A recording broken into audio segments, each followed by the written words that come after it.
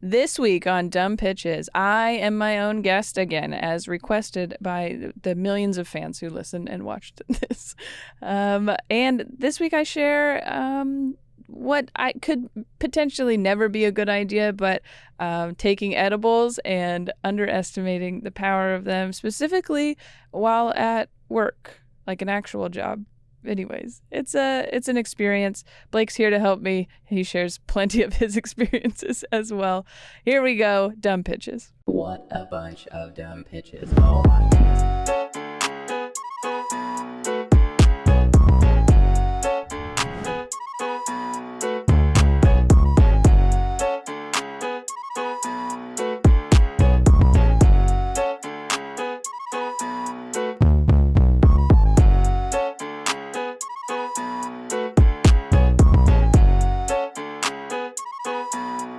Welcome to another episode of Dumb Pitches with Monica Nevi. I'm Monica Nevi, your host, and today we're going to go through just the most popular, the most requested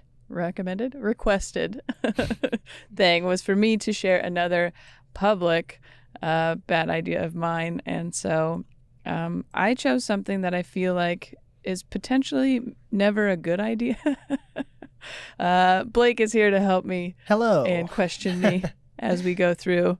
I guess I should have asked you if you know much about this. I don't want to out you.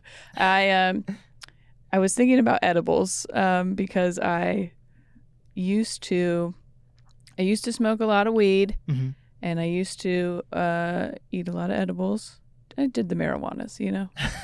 And I'm not saying I've reformed in any way. I just have bad anxiety now.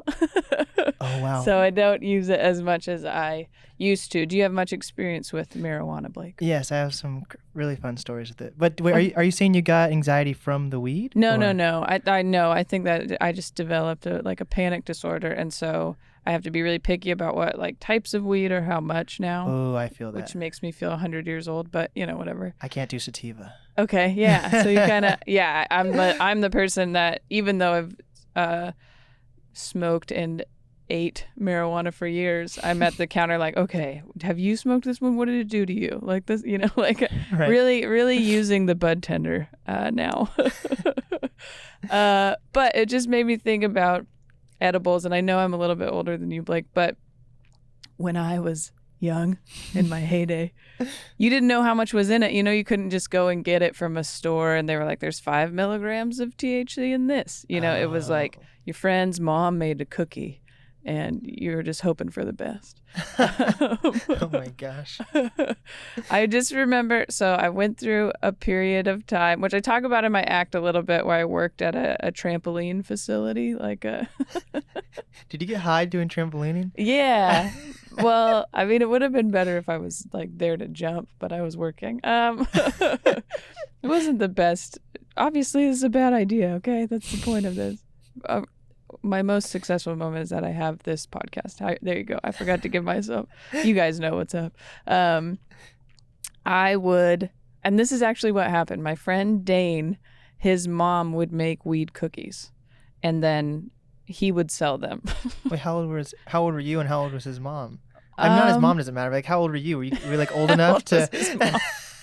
I think I was 22, probably. Okay. 21, 22. So it wasn't giving you to giving No. teenagers. Yeah, we weren't in high school. Maybe 20, 21. Okay. That makes more sense. But no, yeah, we weren't in high school still or anything.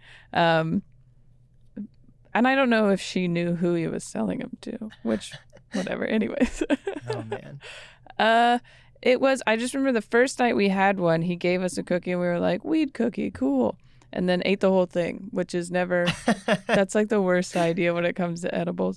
Take a little bit, give yourself an hour, see how you feel. Yes. That's the best way to do it. And my friend ate the whole thing, and then we were talking about it later because I would continue to buy them from him and knew to just eat a little bit at a time. And I was explaining it to her and she was like, oh, that's why I woke up the next day at noon, still really high. And I was like, yeah. That's the worst. It is the worst. But it's the hardest thing to gauge, especially then when it was I don't even know how strong these are kind of thing.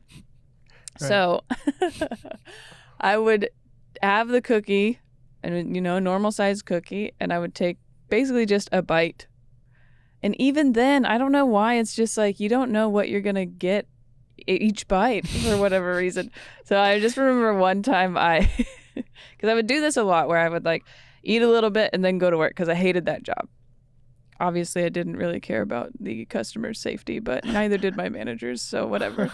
And they never knew, because a lot of people that worked for us We're high. yeah, we're super high, and some of them smelled like it, so they got in trouble. One time, this guy came in on acid, Oh God.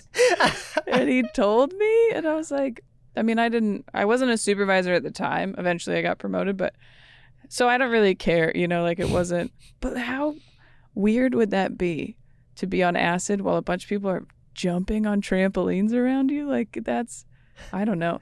But so they put him on what we called maintenance, was when you just like went around and like changed the trash cans and stuff like that. Okay. Because otherwise you'd have to be on a trampoline court yelling at people about the rules or whatever. And so he was like, under the trampolines cleaning or something, which is great, I thought. And then he came up to me and he was like, will you switch with me? I was like, why? And he's like, I don't know, it's freaking me out under there. I was like, do you think being up here is going to be better? Anyways, so I wasn't surrounded by people who were also making good decisions when it came to doing drugs at work. But I remember 2 times specifically. The first time, I was not a supervisor yet, but I had taken a bite of the cookie, and it was more than I anticipated.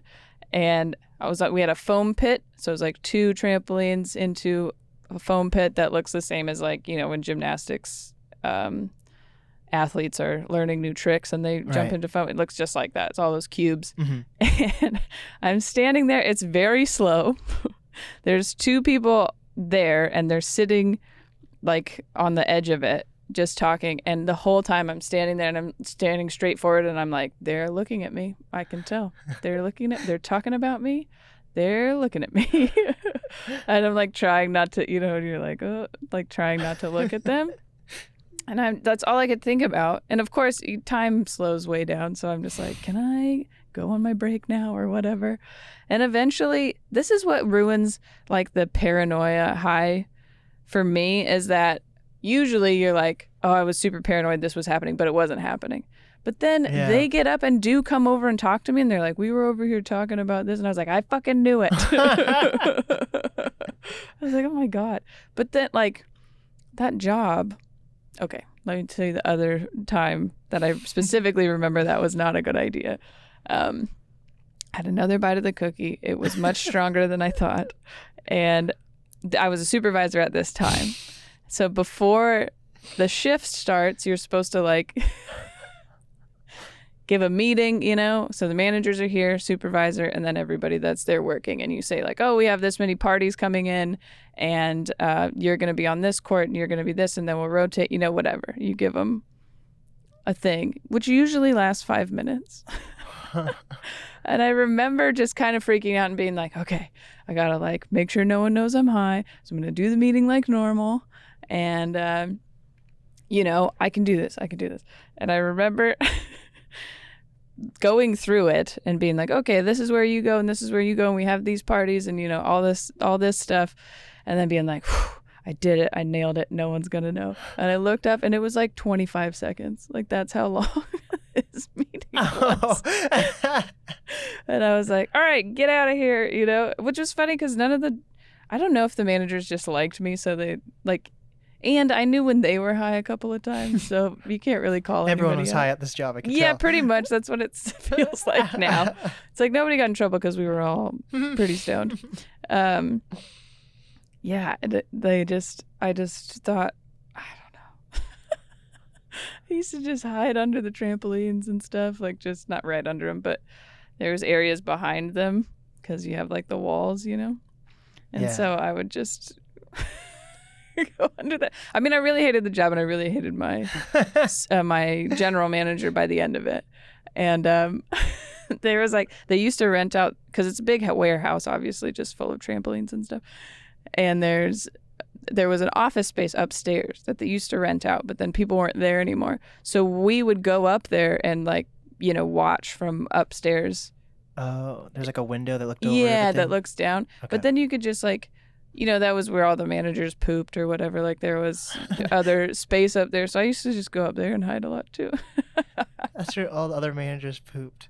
That's It's true. It was a very well run establishment. No, it wasn't. They went bankrupt 6 months after after I left because too many people sued them. Anyways, won't say the name, which I take credit for. I think after I left, it really went downhill. But that was a crazy, because I stopped. No, I don't think I ever really stopped trampolining. being stoned at work at that job, because then I worked with kids after that, and I was never high at that job, obviously. Oh, I thought you were about to say you were high. Yeah, that I was high all the time. No, I mean, I'm sure some people were, or some level of it, but it wasn't. I don't know. I get too paranoid if I'm doing it at work. I just feel like everyone knows. Yeah, there's no. I get paranoid now when I'm like set aside time and drew a bath and like really set up myself to be high. I can't even do it barely anymore. I haven't had an edible in a really long time. I've had a lot of CBD. Isn't that like more mental though? I feel like CBD does it actually do anything, or no? Well, it depends on if there's a little bit of THC in it, but I take CBD oil every day. This isn't an ad, but which has no THC in it at all. And it works though? Does it actually like relax your muscles or? Well, yeah, it's for my anxiety, and it can be like an anti-inflammatory and like pain reliever too. Okay. So that's more, but yeah, I take that for my anxiety, which has actually been far more effective than any medication anyone's ever put me on. So there we go. Give it a try. The government's just trying to hide it from us. Yeah, it's like people describe it as like THC being the head high and CBD being like the body, but then it's like you don't really get high if it's just CBD. That's what they give to like kids with epilepsy. So you can't really give kids THC or anything that makes them high. Anyways. Yeah, I just haven't had like anything really strong. I've taken some hits. I have like a lot of weed actually, because people will give it to me after shows sometimes. Really? Which is totally fine. Can you trust those people though? I feel like you can't trust free drugs. Well, that's true, but for the most part it's like closed pre-rolls. Okay. But I have gotten some like hand-rolled blunts, and I'm like, I don't know what's in this. Yeah. And they just hand it to you like in their hand. It's not in a bag or anything. They're like, here you go. That would be a real bad idea. Yeah. When was it? 2 New Years ago? Because I guess I didn't really celebrate last year because of COVID. But 2 years ago, I was at a kickback in, where was that? Somewhere in Seattle. So it was a smaller party. Got it. And this guy was handing out free blunts, and I guess they were all laced. And mine was laced. One of my friends was laced, and then the next day he told me that he had woken up in like a ditch. Oh my god! And it was like naked. Also, it was some like, so. I just don't take free drugs from people now. That seems smart. Okay, here's the bad idea for this episode: it's free drugs. No, or just anything that you didn't see. Because I made brownies for a while. Oh, with weed in it? Yeah, no, just brownies. Yeah, I made brownies for a while, and even then, when I was making it, knowing exactly what I had done and put into it, it was hard to tell like how strong they were gonna be. They need like a thermometer. Like I can check chicken if it's ready or not. They should do that for like weed. Like a THC thermometer. See, bad ideas lead to good ideas. Here we go. Well, that's how there's got to be something that they can measure it. Because are you just guessing before you make like a gummy or so? Those like pre-packaged gummies, and they're like, each one has 10 milligrams. Mm-hmm. Like, how do they know that? I don't know. They got a science weed thermometer. I like that. These aren't ready yet. These aren't ready yet. Yeah, there's just some dude like trying each batch, and he's like, nope, this one's not strong enough. Oh my god. Okay. I've never been drugged that I know of. That's good. Yeah. That's good. Good for you. That's good. What a terrible thing to have to be like, oh, nice. Most people have been. I've heard some crazy stories, though, I bet. Yeah. Mostly meth being in stuff that they didn't know. Yeah. In Seattle, or because I heard that's a huge thing in Seattle. Is meth. it? Yeah. To put meth in stuff? Well, just meth heads. I don't. Oh. I think it's, you know what? In my travels, in my older age, I've noticed that meth used to be a more rural drug. That was like a thing. Like meth labs and. Yeah, it was like always kind of a, like I don't know. I went to Montana and stuff, and they were like very concerned about the meth problem in Montana, and so Seattle's always been known for its heroin use. Kurt Cobain. Maybe, yeah, but maybe we've added diversity to our drug party. problems. Yeah, that's interesting. But yeah, so then it's mixed in. I never knew that was really a thing. When I was in like 7th and 8th grade was kind of when all of my friends went through a bit of a drug period. Oh my God. Don't know why. I'm from Renton, that's all. You said Renton? Yeah.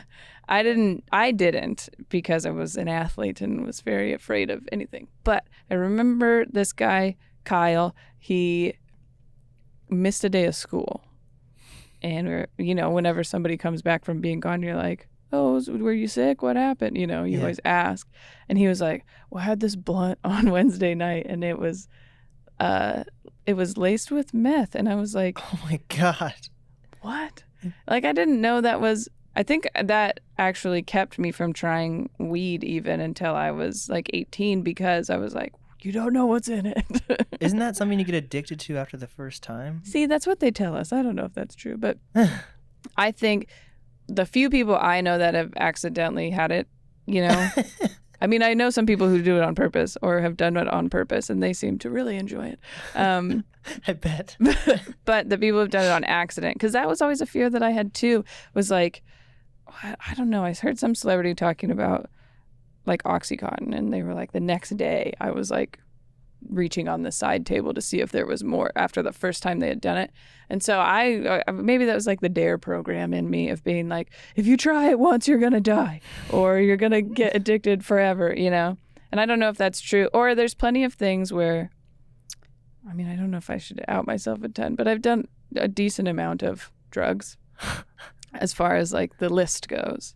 And there's somewhere I'm like, that's not for me. Didn't really like painkillers and stuff, or cocaine even, I'm not a fan of.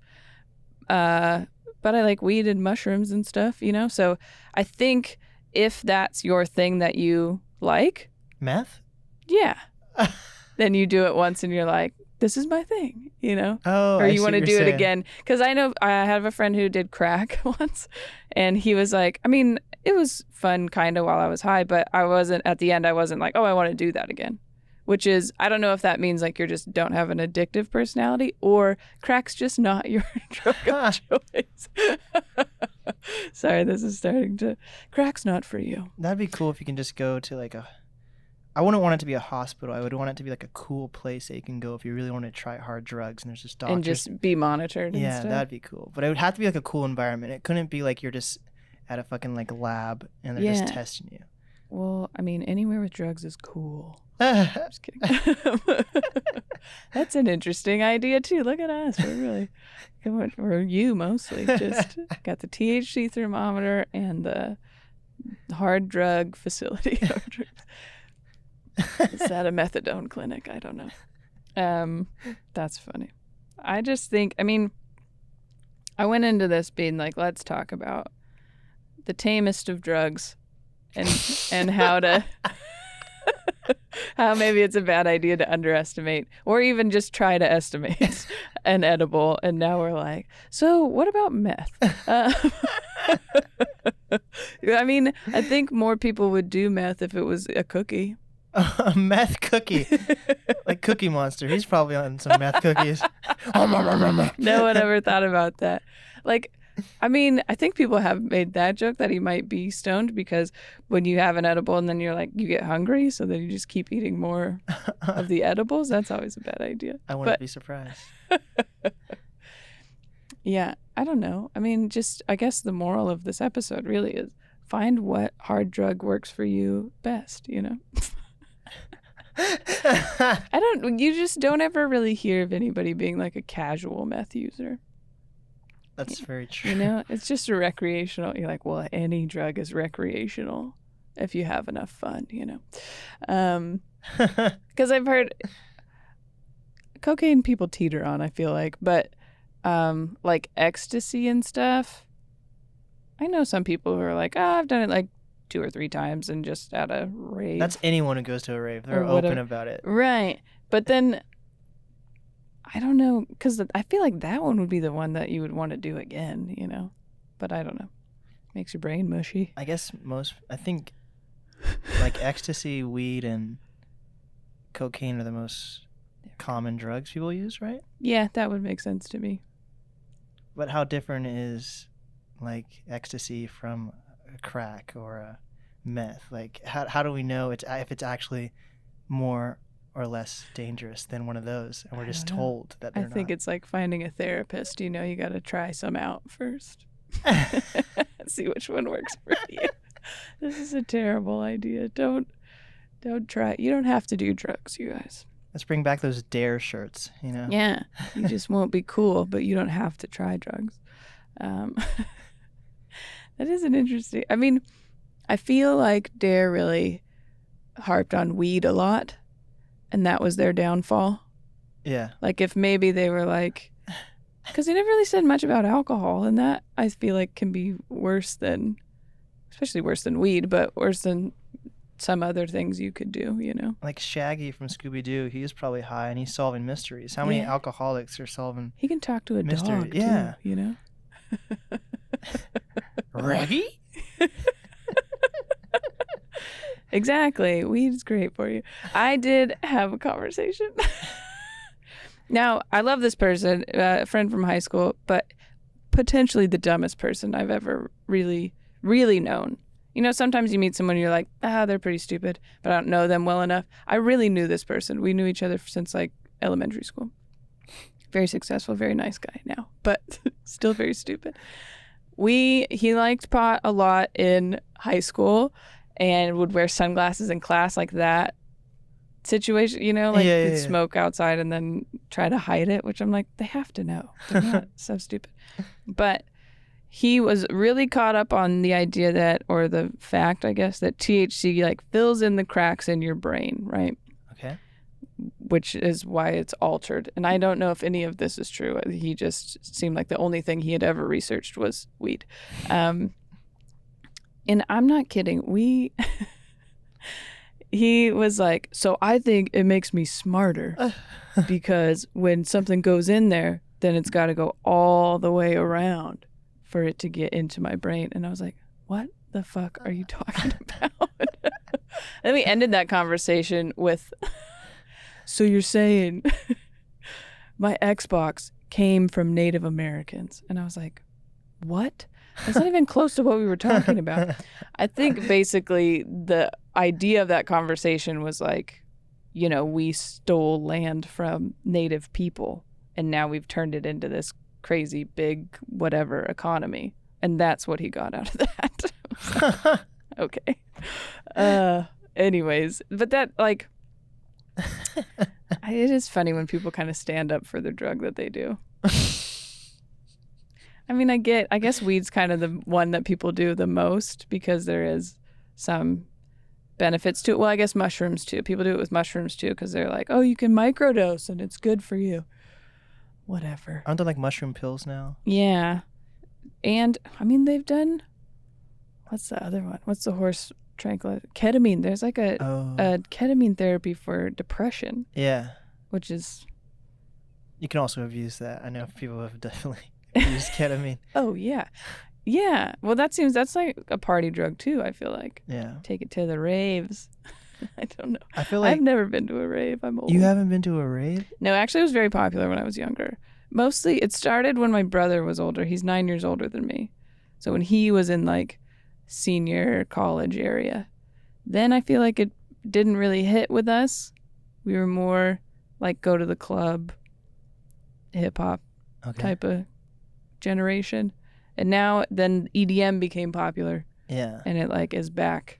So it skipped me. I think it's popular because people just do drugs and don't have to actually know the music. It's just like That's true. You wouldn't, yeah. because I've only ever really been stoned at a concert that I really wanted to be at, and that just made it more like, oh my God, Yeah. this is beautiful. But This is amazing. Seattle's a huge place for EDM. Yeah, that's weird to me. It wasn't before. Not that it was, I mean, I don't know. I guess the last time it was like, oh, the scene here is grunge, and that was the 90s. So, whatever. There We're we just go. here. Okay. Anyways, I would like to hear other edible stories from people that are listening or watching. Do you have a good edible story? Maybe you underestimated, or maybe you didn't know it was an edible. Maybe it was laced. It was a laced brownie. I had another friend that was given, they gave him weed. Here's a little pipe. You want to take a hit? And there was, I was going to say sativa. It's not sativa. What's the salvia? Oh. Salvia in it. That's a psychedelic, right? Yes, which it's a very short-lived psychedelic. But if you didn't know that was in there, he described it as that he fell out of his body, like he fell through the floor. Holy I don't shit. know. His soul left his body, maybe. It's only like a 5-minute trip, but that's fucked up to not tell somebody. Can't you get that from the store? Yeah, you could, or at the time you could. I think you get to get it at weed shops or something. You can still get it, yeah. I don't know. That would be... Yeah, I've had friends do it and stuff. It just seems like short acid or something. Interesting. You know, short acid. Anyways, I want to hear your stories, comment, message, whatever. You can follow us on Instagram at Dumb Pitches. That's helpful. Rate, review, subscribe on Apple. Please do that. Please. That's very helpful. If you watch on YouTube, subscribe on YouTube. What else is there? Spotify. You can follow on Spotify. All the things. We also have YouTube memberships, which is very helpful. It's behind the scenes of this show, which we'll have a new one up that's going to be the worst jokes I ever wrote. But I don't want to make that public, so I'm going to do that. That's a private one. Let's see. I have full stand-up sets on there, up to 50 minutes, which is great. So if you can't come and see me live, that's a great way. You also get custom emojis and not private, but members only live streams and stuff like that. It's worth it. It's worth it. And there's different price ranges. It's great, and it helps me feed my family.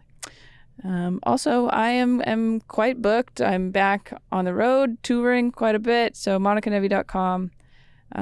There's a tab that says See Me Live, which maybe one of my bad ideas was naming it that, because I get people think it's like porn, like a Cam girl. yeah, like a cam girl. There you go. That's what it's called. It's like the most, because you can see your stats, on your website or whatever. It's like the most searched thing is accidentally like See Me Live, which would be funny. I like to think that people, just some creepy dudes like, oh, click, and then it's just a list of my shows. I'll take people buying tickets on accident. I don't care. Anyways, great fun episode. I want to hear about your edible stories. Thank you, Blake, for sharing and having fun with us. And right now, why don't you just keep watching Dumb Pitches?